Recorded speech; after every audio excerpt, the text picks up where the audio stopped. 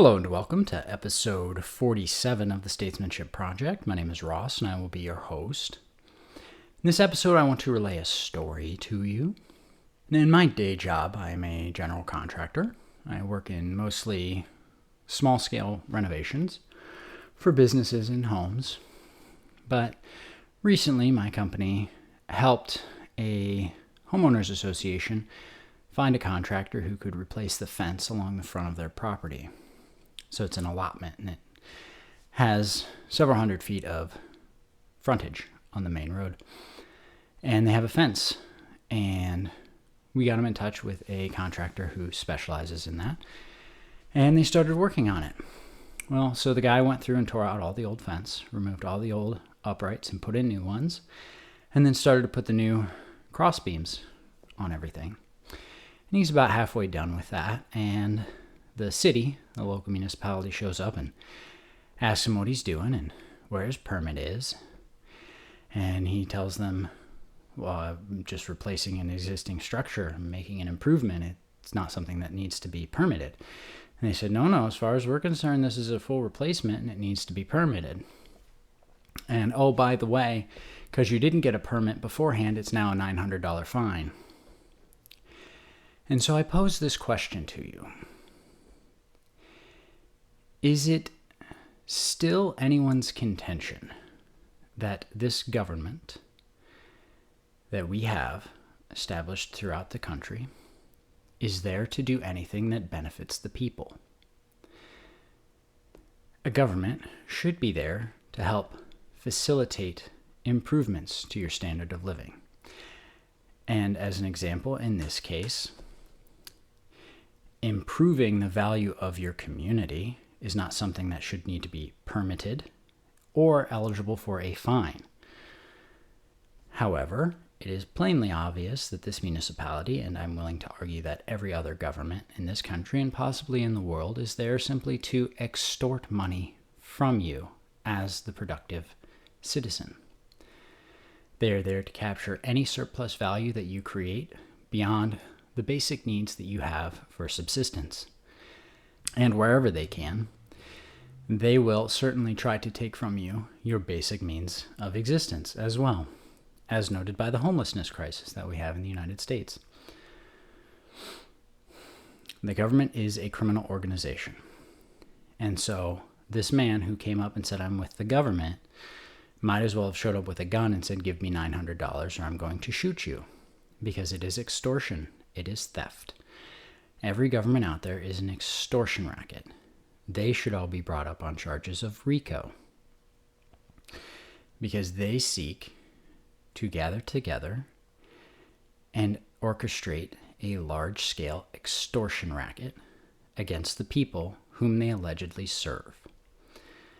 There's no difference between the thief who comes to your house to rob you and the IRS agent who shows up and says you owe him money in back taxes. They are both there to rob you. The difference is one has paperwork and presumably a nice suit, and the other one is not hiding his intentions. So in that instance, certainly the thief is the most honorable of the two, or the more honorable of the two. In understanding this situation of affairs that we have, it is important to recognize that to say it's either you live in a society and the government exploits you, or you live out in the middle of nowhere and provide everything you need for yourself. That is a false dichotomy. Certainly you're welcome to go live on a homestead or some other large-scale self-sufficient farm.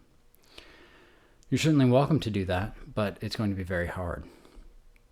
The reason why humans organize, why we collectivize our efforts, is because when we work together, we are able to produce far greater outcomes than we are able to do separately as individuals. And because of this collective organization, because we work together in common as a way to benefit all of the members of our society, we facilitate a greater productive capacity and a greater producer surplus. And thus, we are able, or ought to be able, to have an even greater consumer surplus. And by this, I mean simply that when you work on a homestead, all of your work goes directly into the things that you produce for yourself. And that's largely all you end up with. Maybe at the end of harvest season, you have some extra fruits and vegetables that you could sell or trade. Whereas if you get 50, 100 people to work together on a large-scale farm, you will produce enough food for thousands of people. And so this is a producer surplus. And because you only have 100 people working on the farm, you still have 9,900 people that you could feed from the productivity of that farm. And so this is a producer surplus. Now, if you live in a community of only, say, 2,000 people, your consumer surplus is still going to be about 7,900 people in this analogy. And so it's that much additional productivity that you can then use to barter for productive goods from other communities. And because of this, you are all that much wealthier. And if you have a government like the one that we have, they're going to come in and say, well, we organized you, or because you guys didn't do this all on your own, you owe us something. And it's very clear that they are just a parasitical class. And they get away with it because they have control over the money, over the financial system. I intend to do a presentation in which I discuss this in greater depth, with hopefully some examples, some props, if you will, but I'll get into that later. And so what we see without a financial monopoly, this community is able to produce far greater outcomes than an individual family might be able to do. And the larger your community gets, the greater surpluses they are able to produce. And that surplus belongs to the community, and it should be distributed equitably throughout every member of the community. Now, I have to be careful with the words that I choose to use here because our language has been so distorted. So to say things like in common, people think, oh, that's communism. No, that is not. Communism is a materialist perspective, and we are talking about a system, a reality that acknowledges the individual integrity and value of each individual person. And so communism is a way to collectively organize such that one group of people or one individual has power to dictate terms to everyone else. And to have, for example, a social credit system, or simply one in which the currency system is owned by the people and not by a financial elite, and there is no interest on the debt, you see currency that belongs to all of the people. And so anytime the community, thus organized, decides that they need more currency, instead of printing up, let's say, $1,000 and then spending it on something, they give everybody in the community $10, and then they can go decide the things on which they wish to spend them. And the larger your community is, the larger scale this would be. And you don't have to worry about inflation because that money is evenly distributed, and it increases the purchasing power of every member of the community. And then it also incentivizes additional productive capacity within the community.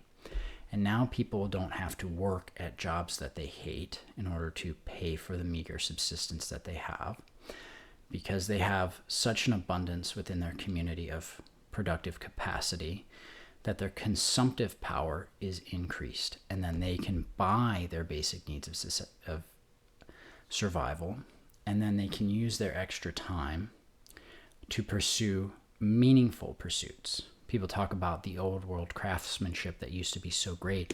It's because they only had to work maybe 150 days a year. So imagine what you could do with half of the year or half of your week. Let's say you only had to work 2 or 3 days a week, and you could provide for yourself everything that you needed. And then you had 2 or 3 or 4 days a week, we're talking in a 5-day work period here, to do the things that you wanted to do, whatever they may be.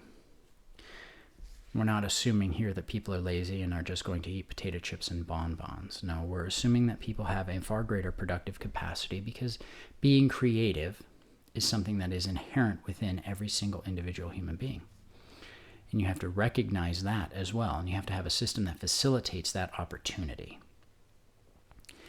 It doesn't dictate terms to people. It says you are free because you do not have to struggle to subsist or survive. But here's what you need to survive. Now be free and choose how you wish to live your life because you are not bound by this subsistence that is dictated to you in this current environment.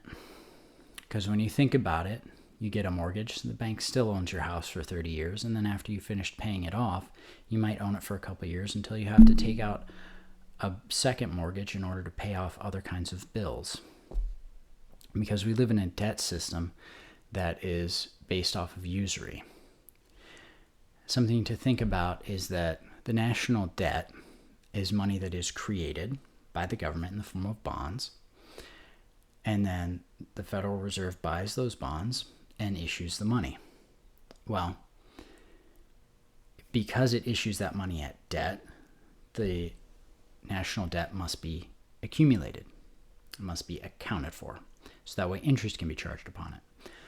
Well, if there is no Federal Reserve and the federal government just through the Treasury issues notes without tracking how much debt is owed because it's creating this currency as credit out of nothing, simply a bookkeeping entry, it doesn't have to worry about paying it off because if it doesn't get repaid, no one is out anything.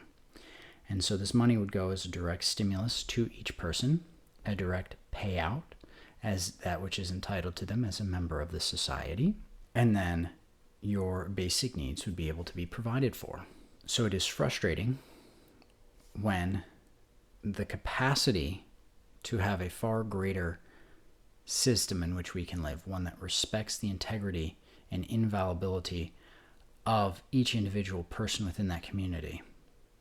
When you know that that is possible, and you live in one that is so blatantly destructive to the well-being of the members of the society, it is an extortion racket that seeks to take from you all that you have and all that you will ever be able to provide, and uses it for its own good, for its own wealth, for its own exploitative purposes, its own evil.